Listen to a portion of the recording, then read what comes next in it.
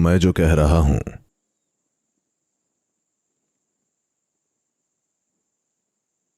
उसका मकसद आपको चोट पहुंचाना नहीं है। यह थोड़ा टेक्निकल है। मैं चाहता हूं कि आप इसे उस तरह देखें, क्योंकि यहां बैठकर मैं सांत्वना के कुछ शब्द बोल सकता हूं, पर वो आपके लिए समाधान नहीं होगा। आप बस आज के लिए अच्छा महसूस करेंगी और कल सुबह यह फिर वैसा ही हो जाएगा। मैं चाहता हूं कि आप इसे ध्यान से सुनें। अगर हमारे बच्चों में से किसी की मृत्यु उनकी 4 साल की उम्र के पहले हो जाती है, तो आप देखेंगे कि लोग अपने आप को पीड़ा पहुंचाते हैं। वास्तव में कोई पीड़ा नहीं है। जब ये कहते हैं कि पीड़ा नहीं है, भावनाओं की पीड़ा है, पर आपके अंदर हृदय विदारक चीजें नहीं हो रही हैं। लोग सोचते हैं कि ऐसा इसलिए है क्योंकि कुछ ही साल हुए थे। ऐसा नहीं है। आप एक दिन में अटैच हो सकते हैं। ऐसा होने में 4 साल नहीं लगते। ये बस इसलिए है क्योंकि वो जीवन अभी तक पूर्ण विकसित नहीं हुआ। यहां तक कि दुनिया की सरकारें भी इसे देखती हैं। अगर आपके IMR रेट, शिशु मृत्यु दर लेना हो, तो आप इसे 4 साल के नीचे लेते हैं, क्योंकि यह अभी तक हाल ही में एक आम बात रही है। अभी क्योंकि कुछ ज्यादा ही मेडिकल हेल्प है, नहीं तो बहुत सारे बच्चे 4 साल के होने से पहले मर जाया करते थे, बिना किसी बीमारी के। कई सारे बस ऐसे ही, क्योंकि जीवन अभी स्थापित नहीं हुआ, पूरी तरह स्थापित नहीं हुआ। जब वो एक शिशु है, जब आपका बच्चा एक शिशु होता है, उस समय आपका अपने बच्चे के साथ कांटेक्ट सबसे ज्यादा होता है। जब वे 4 के हो जाते हैं तो हर जगह दौड़ते फिरते हैं। वे आपके साथ नहीं होते, आप उन्हें पकड़ नहीं सकते। वे हर जगह होना चाहते हैं, वे दुनिया देखना चाहते हैं। पर 4 साल के होने से पहले वे कितना आपके साथ होते हैं, उसके बावजूद भौतिक रूप से आपका उनके साथ जुड़ाव उतना स्ट्रांग नहीं होता, क्योंकि भौतिक रूप से वे अपने खुद के शरीर के साथ उतना स्ट्रांगली नहीं जुड़े हैं। तो यही चीज आपके अंदर उतनी स्ट्रांगली नहीं हुई है। यह ऐसी चीज है कि ज्यादातर लोग कहेंगे, नहीं नहीं नहीं, जब मेरा बच्चा 3 महीने का था मैं उसके साथ कितनी अटैच थी। मैं जानता हूं उन चीजों को, इसलिए मैंने कहा कि यह थोड़ा टेक्निकल है। केवल तभी जब आप जीवन को बहुत ध्यान से देखने के इच्छुक हों, आप इसे जान पाएंगे। भावनाओं के स्तर पर अगर आप इसे देखें, तो बच्चे के जन्म के पहले ही दिन आप उससे बहुत अटैच थे। यहां तक कि उसके जन्म से पहले ही आप अटैच होते हैं, है ना? भौतिक रूप से आपका बच्चे के साथ जुड़ाव बहुत तेजी से बढ़ता है जब वो कहीं 40 से 48 महीनों के बीच की उम्र को पार करता है। उस समय आपका बच्चे से भौतिक जुड़ाव कहीं ज्यादा गहरा होता है, और ये आपके शरीर में हो रहा है। आपके शरीर में कुछ हो रहा है जो ज्यादातर लोग समझ नहीं पाते। बच्चे की 4 साल की उम्र के पहले वे अपने साथ कुछ होता हुआ अनुभव करते हैं। 4 साल के बाद बच्चा एक समस्या है, ये वो कहां जा रहा है, वो कहां है, स्कूल एडमिशन, ये और वो। आप जानते हैं, दूसरी चीजों में शामिल होने के कारण वे इस अनुभव को मिस कर देते हैं। नहीं तो उस समय कुछ क्लिक होता है, क्योंकि वो जीव और वो शरीर जुड़ गए जन्म से लगभग 40 से 48 महीनों बाद। जब वो जुड़ गए, तब आप एक सहज स्थिति में आ जाते हैं, क्योंकि वो आपका एक हिस्सा बन गया है। आपको जागरूक होकर उसे नहीं पकड़ना है, एक प्राकृतिक जुड़ाव हो रहा है। अगर एक बच्चे की मृत्यु छोटे में हो जाती है 4 साल से पहले, तो वे निराश होंगे, भावनाओं के स्तर पर अशांत, पर शोकग्रस्त नहीं होंगे। यह समय की अवधि की वजह से बिल्कुल भी नहीं है। ऐसा बस इसलिए है क्योंकि वो जीव उस शरीर के साथ नहीं जुड़ा। और आपको यह समझना चाहिए कि आप बस शरीर देते हैं, आप एक जीव नहीं बना सकते। एक जीव का निर्माण इंसान के हाथों में नहीं है। आप बस एक शरीर देते हैं, आप शरीर प्राप्ति को आसान बनाते हैं।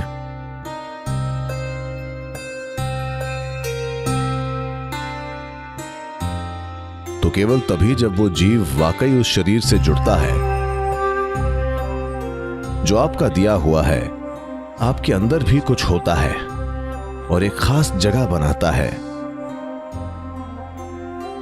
वो आपके खुद के सिस्टम के अंदर एक खास जगह बनाता है।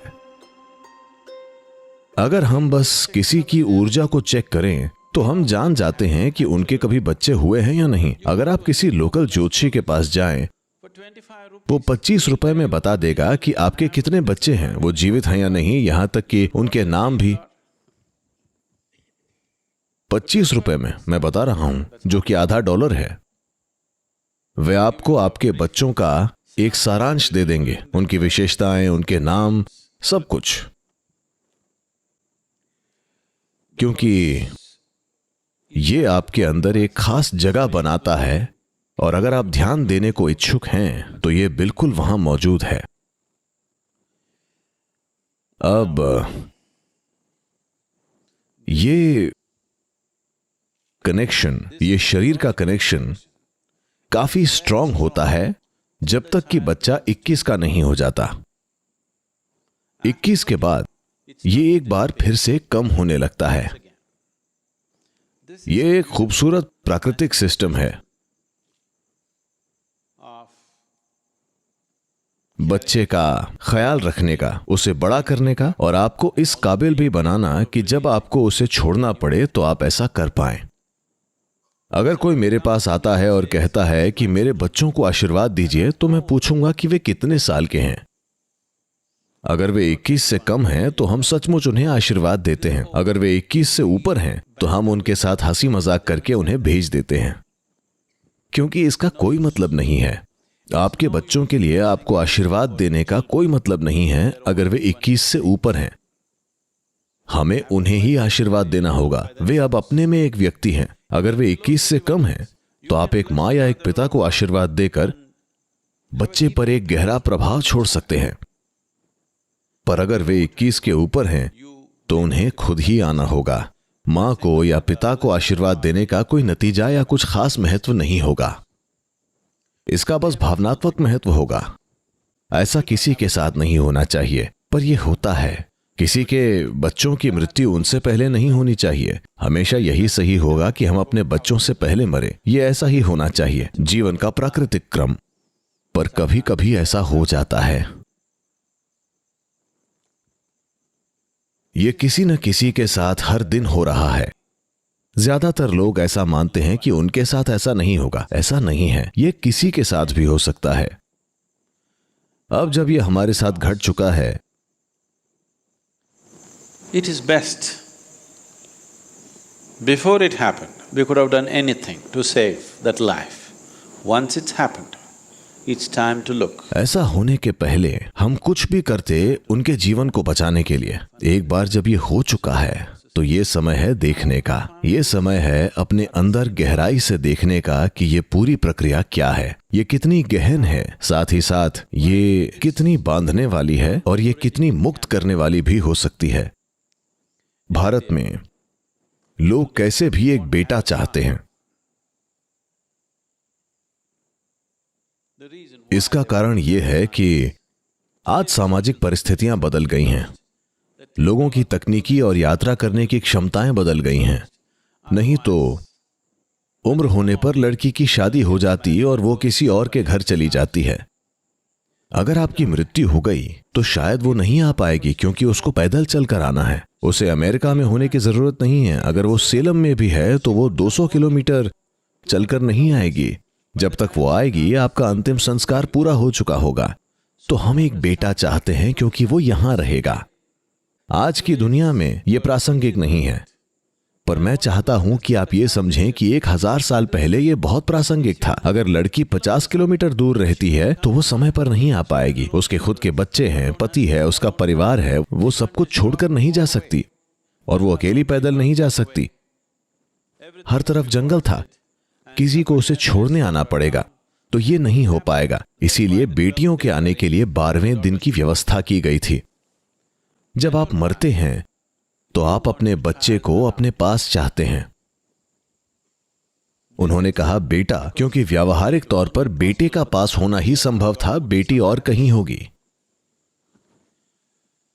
बच्चे को पास में होना चाहिए वो इसीलिए क्योंकि ऐसे तरीके हैं जिनसे आपके अंदर मौजूद उस छोटी जगह का उपयोग किया जा सकता है। आपके भीतर वो एक छोटी खाली जगह जो उस जीव ने ले रखी है, जिसे आप अपना बच्चा कहते हैं। और अगर वो सही चीजें करे तो वो आपको मुक्ति दिला सकता है।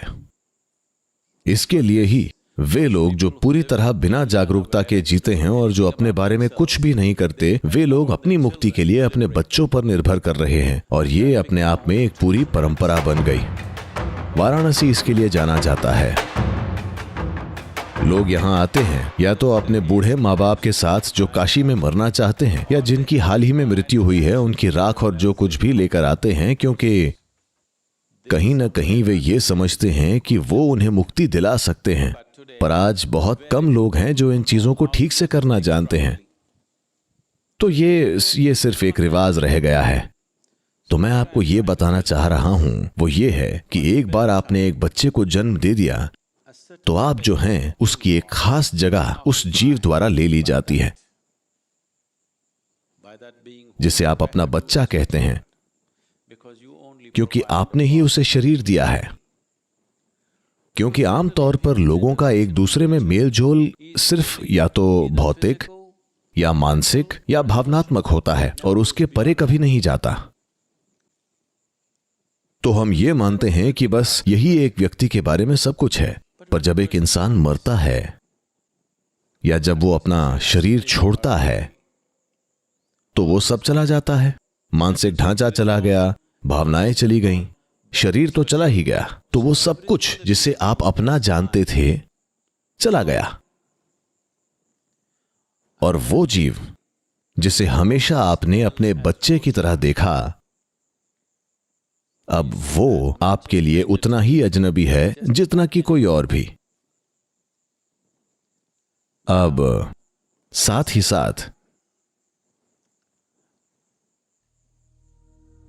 किसी के मरने के बाद अगर वो हमारे माँ बाप हैं तो हम कुछ खास चीजें करते हैं। अगर वो हमारे बच्चे हैं तो हम कुछ भी नहीं करते, क्योंकि आपके अंदर एक छोटी जगह उस जीव के गुणों ने ले रखी है, पर उनके अंदर वो छोटी जगह आपने नहीं ली है। आप अगली जनरेशन में जगह नहीं ले सकते। अगली जनरेशन पिछली में एक छोटी जगह रखती है, पर पिछली जनरेशन अगली में नहीं रखती और रख भी नहीं सकती, जैसा कि प्राकृतिक रूप में होना भी चाहिए। इस वजह से जब एक बच्चा बड़ा होता है और 21 के करीब होता है, आप उन्हें देखते हैं और वे बिल्कुल अजनबियों की तरह दिखते हैं। आपको विश्वास नहीं होता कि उन्हें आपने ही पैदा किया था। वे आपके बच्चे हैं। क्या ये वही छोटा बच्चा है जिसे मैंने पाल पोस कर बड़ा किया? आप पहचान नहीं पा रहे हैं कि वो क्या कर रहे हैं, क्योंकि आपका उनमें घर नहीं है, पर उनका आप में एक घर है। तो अगर आप अपने बच्चों पर प्रभाव डालना चाहते हैं, उनके साथ बहुत सी चीजें करने की कोशिश मत करिए। आपको यह पहचानना आना चाहिए कि वो जगह कहां है। अगर आप उसे एक खास तरह से रखें तो चीजें ठीक होंगी। ये बच्चे के बारे में एक रिमोट कंट्रोल है जो एक माता या पिता के पास होता है। तो अगर आप अपने बच्चे पर प्रभाव छोड़ना चाहती हैं, क्योंकि आप पहले 11 दिनों के अंदर आई हैं, काल भैरव कर्म निश्चित रूप से कुछ महत्वपूर्ण करता है।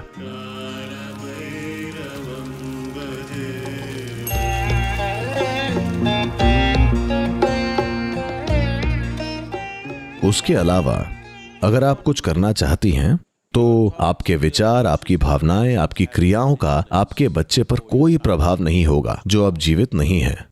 पर अगर आप भीतर मुड़ जाएं, अगर आपके अस्तित्व की प्रकृति सुखद हो जाए, तो ये एक जबरदस्त प्रभाव होगा। क्योंकि वो छोटी जगह अगर वो सुखमय हो गई तो वो जीव सुखदता का अनुभव करेगा। जब तक कि वो एक दूसरा शरीर नहीं पा लेता, तब तक आप उसे प्रभावित कर सकती हैं। एक बार उसने दूसरा शरीर ढूंढ लिया, फिर आपका उसके साथ करने के लिए कुछ भी नहीं है। अब कोई और कहेगा ये मेरा बच्चा है, और एक पूरा नया ड्रामा फिर से शुरू होगा। ये एक उचित चीज नहीं है किसी को बताने के लिए जिसने बस एक हफ्ते पहले अपना बच्चा खोया है। मैं माफी चाहता हूं, पर यह ऐसा ही है। तो एक चीज जो हम सभी को समझनी चाहिए कि बच्चे हमारे माध्यम से आते हैं, वे हमसे नहीं आते। ये एक सौभाग्य है कि किसी ने आपके माध्यम से आना चुना, कि आप एक दूसरे जीवन के आने के लिए एक रास्ता बन सके। हम उसके स्वामी नहीं हैं, हम उस पर अधिकार नहीं जता सकते। ये बस हमसे होकर आया है। ये एक बड़ा सौभाग्य है। आपको उस सौभाग्य को संजो कर रखना चाहिए। और आपकी बेटी, जिस पल से उसका जन्म हुआ और किसी दुर्भाग्यपूर्ण वजह से जो भी हुआ, तब तक कितनी सारी तरह से, कितने सारे तरह से,